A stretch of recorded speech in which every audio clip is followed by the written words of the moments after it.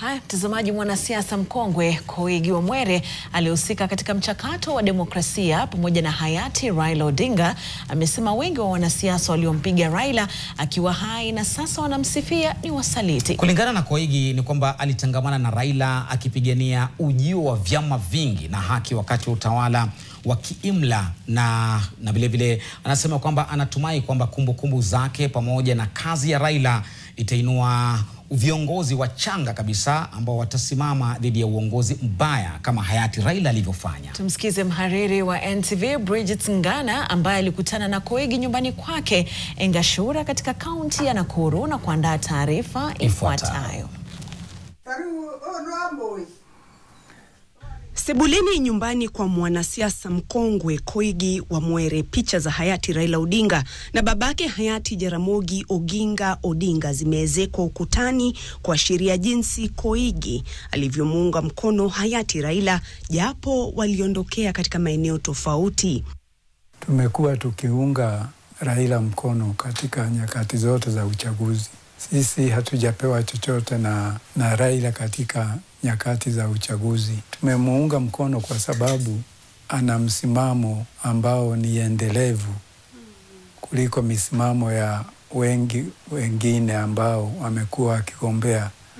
Koigi alivutiwa na msimamo wa hayati Jaramogi Odinga juu ya kuimarisha hali ya wananchi baada ya uhuru, ila anasema vita alivyoanza hayati Jaramogi dhidi ya utawala wa rais wa awamu ya kwanza wa Kenya Jomo Kenyatta viliendelezwa na mwanawe hayati Raila. Alikuwa mmoja wa wale wachache ambao walifuata nyayo za babake ya kwamba uhuru bado. Ni mtu aliyejitolea kupigania mabadiliko na maendeleo katika nchi yake. Sisi tunaobaki nyuma tutatumia wakati wetu kama Raila alivyoutumia kuhakikisha kwamba mageuzi yanaendelea kuwepo nchini. Kulingana na Koigi, Raila alichangia kufanikisha demokrasia nchini, ila baadaye alionekana kuegemea sana serikali.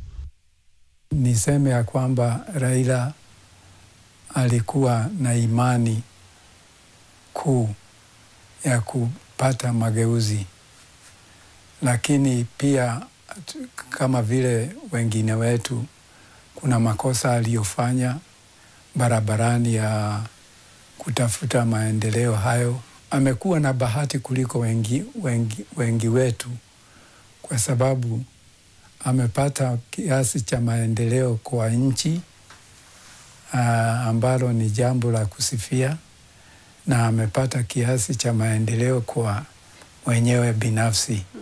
Kwa sasa Koigi amewasuta wanasiasa waliompinga Raila akiwa hai, ila sasa wanamlimbikizia sifa kochokocho. Na in fact ni usaliti wa hali ya juu. Wanajaribu kumtumia yeye sasa kusema yale ambayo wangisema kama angekuwa bado hai. Lakini hivyo ndivyo utawala wetu ulivyo. Hawaishi kwa imani ya yale mambo ambayo yanahitajika na nchi, lakini kwa imani ya kile wanachoweza kuchuma. Na Koigi anasema ingawa kifo cha Raila kitatikisa mizizi ya upinzani hapa nchini, kizazi kipya cha viongozi ni sharti kisimame kidete kupigania haki. Sasa tunaweza tukapuzilia Raila mbali kwa sababu ni Mjaluo na si Mkikuyu mwenzetu, wala si Mluhya mwenzetu au Mkalenjin mwenzetu na kadhalika. Ni muhimu kuishi katika jamii ambayo haina ukabila, na tukijaribu kukaidi na kwa hivyo tufanye urafiki na ukabila, tutaangamia. Tupende tusipende. Koigi gora moja na Raila kwa wageni wa polisi. Yeye Koigi alifungwa gerezani katika utawala wa mzee Jomo Kenyatta na hata mrithi wake Daniel Toroitich arap Moi kwa kuwa na fikra za kimapinduzi. Alikuwa katika jeshi la vijana wa bunge walioitwa Seven Bearded Sisters kutokana na msimamo mikali kuhusu utawala wa sheria na demokrasia katika miaka ya 80. Bridget Ngana, NTV, Nakuru.